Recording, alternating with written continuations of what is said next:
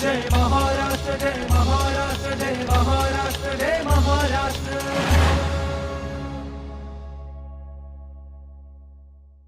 Sir, शहरी भागामध्ये आपण कामधंद्यासाठी बाहेर पडतो, मग अशा वेळेस जर मतदार घरात सापडला नाही किंवा त्यांच्याकडनं पूर्ण माहिती मिळाली नाही, 3 वेळा संपर्क साधल्यावरही संपर्क झाला नाही, तर मग त्यासाठी काही वेगळी प्रक्रिया आहे का? पुनरीक्षणच्या महत्त्वाचं 2 विषय आहेत.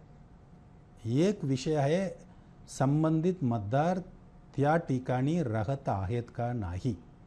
आपल्या कायद्यामध्ये म्हणतात मतदार यादीला राहण्यासाठी त्या कार्यक्षेत्रामध्ये राहणे अपेक्षित आहे.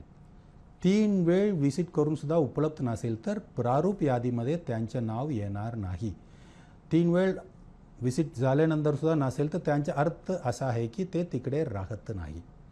परंतु आपण तात्पुरतं दुसऱ्या ठिकाणी असेल, आपल्या वतीने आपल्या कुटुंबातील कुठलेही प्रौढ व्यक्ती सही करू शकतात, किंवा आपण तात्पुरतं बाहेर गेलं असेल तर आपण BLOकडे बुक कॉल म्हणून एक फॅसिलिटी आहेत.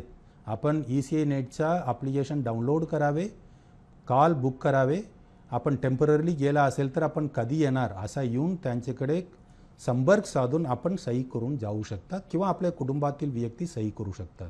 परंतु आपण तिथे राहत नसेल तर आपल्या नाव प्रारूप यादीमध्ये राहणार नाही. संपर्क साधणार, आपण दोघं चर्चा करून कधी आपण तिथे उपलब्ध असणार, BLO कधी येऊ शकतात, आपण दोघांनी ठरवून त्यावेळेला विजिट होऊ शकतात. पण एक आपण लक्ष ठेवावे, समजा आपण दुसऱ्या जागामध्ये शिफ्ट झाले, कृपया आपले नाव इथून वगळून कुठे आपण स्थलांतर झालेलं आहे तिथे आपण फॉर्म भरणे अपेक्षित आहे.